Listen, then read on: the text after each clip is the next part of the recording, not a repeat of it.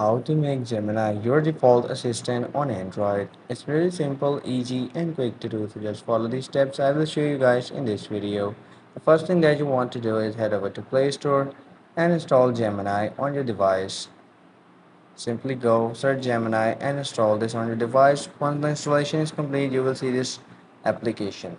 Once you install this application, Gemini is set by default your assistant, and if that does not happen, what you need to do is head over to Google here, and once you're under Google, let me just go to the main page here, and on the top right you will see your Google account icon. Click on it, and once you click on it, you will find settings. Let me just click it. You will find settings right here. Click on settings, and here you will find this kind of interface. Select Google Assistant, and here if you swipe down, you will find your digital assistants from Google.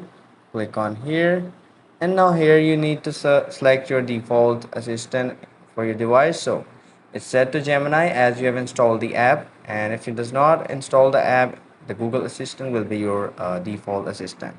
So it's really simple, and you can also head over to Gemini app, and inside app you can go and select these features as well. So there's settings, the top right, click on this icon and click on settings, and it will take you through these settings page, and you can do the same thing that I just showed you. Well, that's how you can go and do it. I hope you found this video helpful. I'll see you guys in the next video.